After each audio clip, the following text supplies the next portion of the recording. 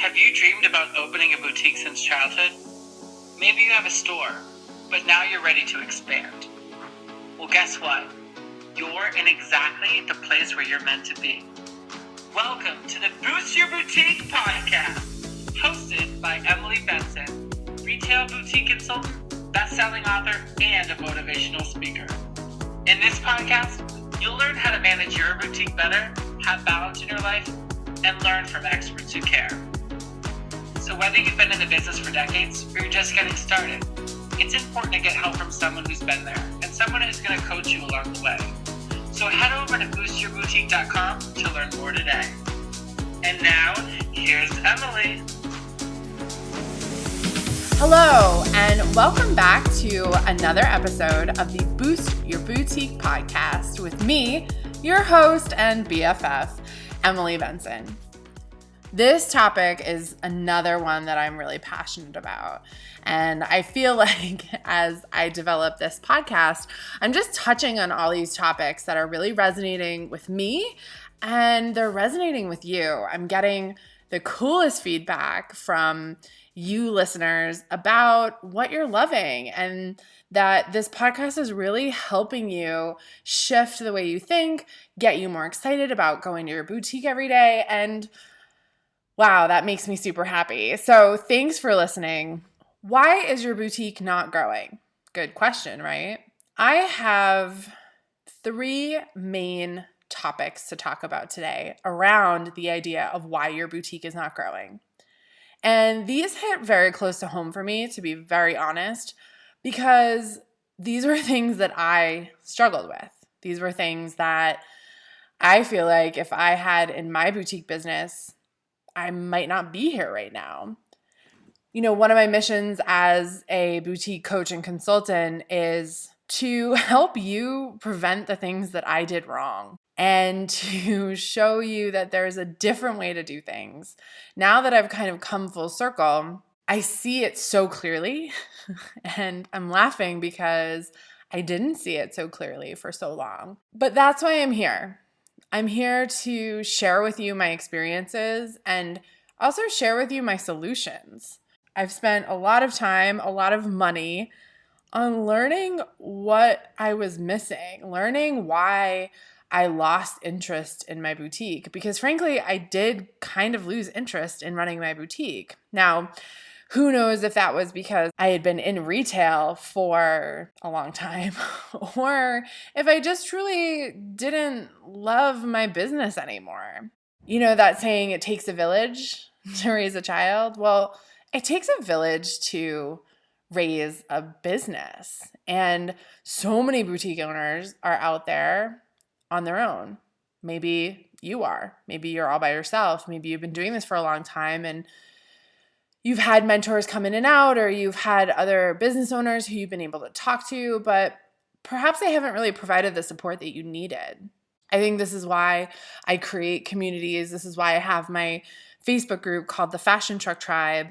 I really so truly want women to have a place to come to feel like they have the support that they need and not feel like they're lonely in their store all day. Especially if you have a brick and mortar store or maybe even an e-commerce store, you're alone a lot. I remember when I would go out to dinner with my boyfriend, he'd be like, wow, you're like talking so much.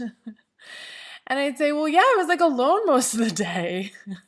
I used to devour podcasts. I used to, crave talking to people some days because, as you know, in retail, there are some days where you just don't have people come in your store. Especially in mobile retail, you're driving a lot. I remember there'd be days I'd be on the road for 3 to 4 hours and I was just alone. So if you don't have a mentor, a community, any kind of support system that can, again, really help you with your business. Like we all know that family's supportive. We all know that spouses and kids and the whole 9 yards, everyone's supportive, but To really relate to other people that are in your shoes, that have been in your shoes, it's a totally different feeling. I'd love to encourage you to obviously join my Facebook group called the Fashion Truck Tribe, or like my business page, Stylish and Successful. There's a lot of great boutique owners on there. There's a lot of great conversation happening on there. And you may find an accountability partner. You may find someone who's near you, who perhaps you can meet up with. Some of this does take you reaching out and saying, hey, I need help. Hey, I need support. And then, of course, if you're looking for a mentor or maybe a local community group, write down what you need from them. That's always where I start, is what is the intention for this support? What do you need help with? And even if it's just like, I need camaraderie, or I need someone to complain about the crazy customers with, that's totally cool. Write that down as your intention. When we set intentions in our lives, it's such a great, wonderful way to bring the exact things that we want into our lives. I would suggest taking 5 or 10 minutes and writing down on a piece of paper, my intention for finding a support community is what? Write it down. What do you need? I think as women, we don't want to ask for help because we're supposed to be strong. We're supposed to be tough. Especially if we start a business. I mean, darn, we're like really tough. Asking for help can be so hard. It can sometimes also feel like maybe we're failing or something's wrong with us. But what I know about women is that we love community. We love talking things out. There's no negative reason for you to want help, want a community, want a mentor that's going to feel like someone's on your side, that someone understands you. There is nothing wrong or bad about that. I really wish I had found the business coach I worked with in year 4.5. I wish I had found her like in year 2 or 3. I think that my life would maybe not be where it is. However, I do believe in the universe guiding us on our path. So I know I'm here for a reason. I highly encourage you to figure out how to get the support you need if you're feeling lonely, if you feel like you need support. That brings us to investing in your own personal development. We as business owners get so caught up in running our business, and we forget a lot of the times that we are the reason our business is so successful or not. I found that the more personal development work I do, the more my business grows. At the time I decided to close the fashion truck and my brick and mortar store, I was in a very different place. I hadn't been doing personal development work. I hadn't been focusing on my own self-care. I kind of stopped growing, literally, exactly what this podcast is about. I find that unless you come from a culture or a family where personal development is important, you don't make it a priority. But as a business owner, you have to understand that if you fall apart, your business will fall apart. But we've got to prevent you falling apart. We've got to prevent any negative stuff that could happen to you. And personal development is the easiest way to do that. So you're probably saying, like, what is personal development? What is she talking about? Personal development is a whole area of study that's kind of exploding right now. You probably see some random friends becoming like life coaches or signing up to go to a Tony Robbins event. Maybe you've watched the Tony Robbins documentary on Netflix. This is all personal development. This is saying, I'm going to look at my life. I'm going to decide what is making me happiest, what's not, and I'm going to bring more joy and happiness into my life. That's personally the way I define personal development. It's really about growing and learning more, no matter what that is. So whether it's spirituality, whether it's business, whether it's social media, whatever you can learn more about to grow yourself or grow your business, I consider personal development. The big hurdle with personal development is it obviously takes time and it obviously takes money. However, what I've learned is that the time I invest and the money that I invest, I always get back.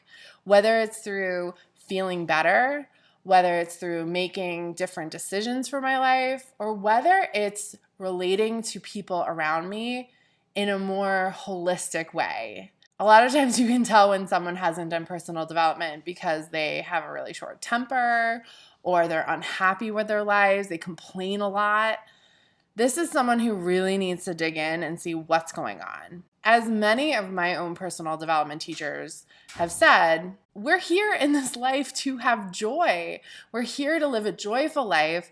We're not here to fix anything. We're not here to prove ourselves. We're not here for any other purpose other than to have joy in our daily lives. So if your boutique is at a point where it's not bringing you joy every day, it might be time to check in with yourself and do some personal development. What do you need to do in your business that will bring you more joy?